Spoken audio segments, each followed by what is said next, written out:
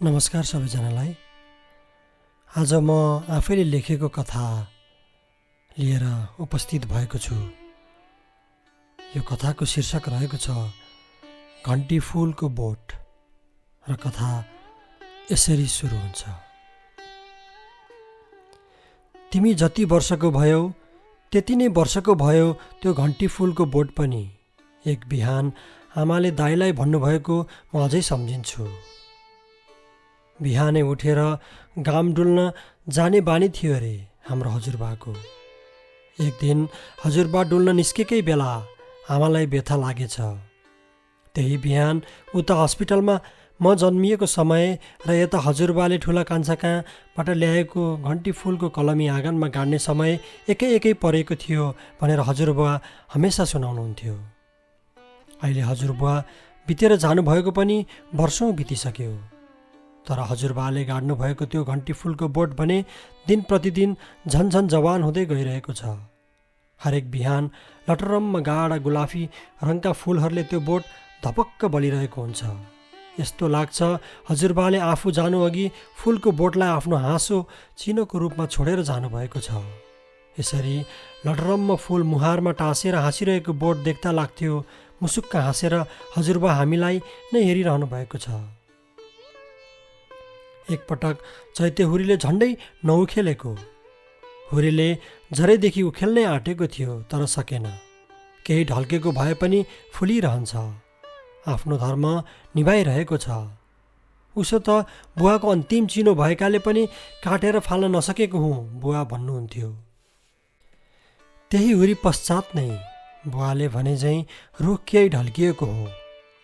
त्यही बेलाबाट बोटका केही जराहरू पनि जमिन बाहिर निस्केका छन्। बाहिर निस्केका जराहरू केही आधा जमिनमा आधा माथि सर्प जस्तै गरी नागबेली परेर हाम्रो आँगनमा फैलिएका छन्। बिहान उठ्ने बित्तिकै बोटमा कतिवटा फुल फुलेका छन् भनेर गन्नु नै हाम्रो दिनको पहिलो काम हुन्थ्यो। हामी पहिले फुल गन्थ्यौँ अनि बल्ल नास्ता खान्थ्यौँ। साँझमा पनि उसै गरी भोलि फुल्नलाई ठिक्क परेका कोपिला गन्थ्यौँ र खाना खान जान्थ्यौँ अनि बल्ल ढुक्कसँग सुत्थ्यौँ। तर केही दिन यतादेखि बेलुका गनेर सुतेका कोपिला बिहान उठ्दा रुखपाटै हराउन थालेका थिए। त्यो रहस्यमय थियो हाम्रा लागि। त्यसअघि त्यस्तो भएको हामीलाई थाहै थिएन। एक दिन दुई दिन गर्दै फुलहरू हराउन थालेपछि हामीलाई चिन्ता पर्न थाल्यो। हाम्रो दैनिकी नै बिग्रियो। हामीले फुल नगनी नास्ता खानुपर्ने भयो। बिहान फुल हराउन थालेपछि बेलुका खाना खानु अघि फुल गन्ने साग पनि मरेर गयो।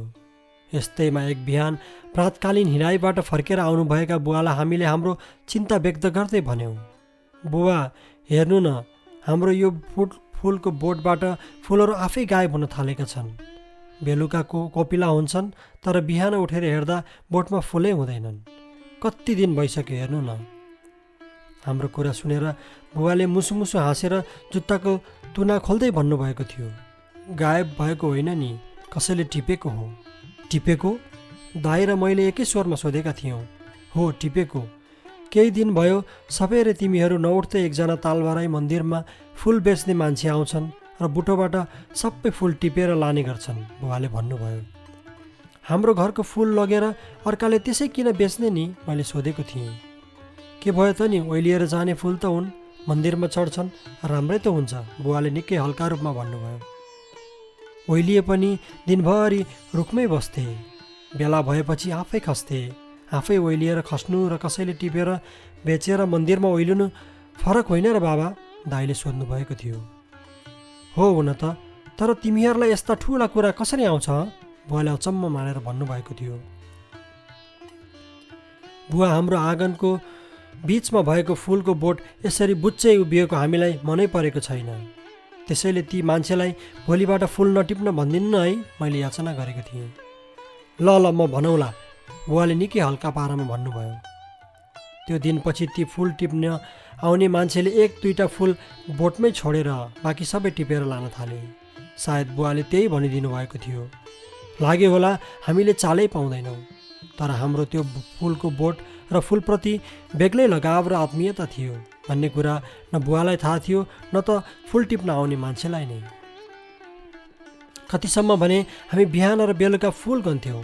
फुलेर झरेपछि बाँचेको हरियो पत्रदललाई भाँडाकुटी खेल्दा अन्डा बनाउँथ्यौँ। फुलको सुइरोको टुप्पोमा हुने गोलो स्त्री केसरलाई टिपेर टिका बनाउँथ्यौँ। झरेका पात पैसा हुन्थे। आँगनतिर ढल्किएको हाँगा हाम्रो पिङ हुन्थ्यो। त्यो बोट केवल बोट मात्र थिएन हाम्रो लागि, अरू धेरै थोक थियो जुन हामी र हाम्रा केही साथीले मात्र बुझेका थियौँ। एक साँझ 35वटा कोपिला लागेका थिए। हामीले गनेर सुतेका थियौँ, तर बिहान एउटा पनि नराखी कसैले टिपेर लगिदिएछ। सायद तिनै फुल बेच्ने मान्छेले लगेको हुनुपर्छ, हामीले अनुमान लगाएका थियौँ। त्यो थाहा पाएपछि दाइ साह्रै रिसाउनु भयो। अब यो रुखलाई नै सुकाइदिनुपर्छ, यति भनेर दाइ गोठतिर जानुभयो। हेक्सा ब्लेड लिएर आउनुभयो र रिसको झोकमा जमिन बाहिर निस्किएको मोटो चाहिँ जरा काटिदिनु भयो। जरा काटिएको घन्टा भरमै रुखका पातहरू बिस्तारै सुक्दै गए।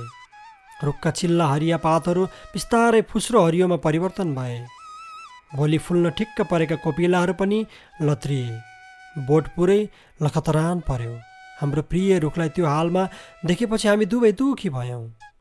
बुवा त्यस रात ढिलो गरी घर आउनुभयो। हामी सबै सँगै खाना खान बसेका थियौँ। हामी खान मन नभएर थालको भात यसै गिथोलिरहेका थियौँ। बुबा भोकाउनु भएको रहेछ। सराप सराप पस्केको खाना एकैछिनमा सक्नुभयो। प्लेट लिएर सिङ्कमा जानुभयो र आफूले खाएको थाल माझेर हात पुस्न हामी लिएर आउनुभयो। तिमीहरूले फुल नटिप्न भनिदिनु भनेको थियौ नि, अब उनी भोलिबाट फुल टिप्न आउँदैनन्। हामी छक्क पर्यौँ। उत्सुकतावश हो या डरले दाइले सोध्न भ्याउनु भयो, किन र बुवा? अघि साँझमा भेटेको थिएँ। मलेसिया जाने सुरमा रहेछन्, त्यतैको भिसा हालेका पनि रहेछन्। आजै झऱ्यो रे भिसा, त्यसैले अब छिट्टै जान्छु होला। नानीहरूलाई मैले फुल टिपेर नराम्रो लागेको छ भन्दै हुनुहुन्थ्यो। अब त्यो अङ्कल कहिल्यै फुल टिप्न आउँदैन भनेर भनिदिनु होला है दाइ भन्दै थिए। अब त खुसी भयो नि। बाबाले आफ्नो कुरा टुङ्ग्याएर हामीलाई सुमसुम्याउनु भयो। त्यो सुनेपछि दाइ र म मुखामुख गऱ्यौँ। हामीलाई यसै त खाना खान मन थिएन, झन् बुवाको कुरा सुनेपछि त हामी खङ्रङ्ग भयौँ। खाना खान सकेनौँ। हामीले कति गिजोलेको खान नसके छोडिदेऊ भन्नुभयो। हामीलाई चाहिएकै त्यही थियो। त्यसपछि हातमुख चुटेर हामी बाहिर आँगनमा निस्क्यौँ। पात र कोपिला सुकेर लखतरान परेको रुखलाई अँगालो हारेर हामी धेरै बेरसम्म रोइरह्यौँ। धन्यवाद।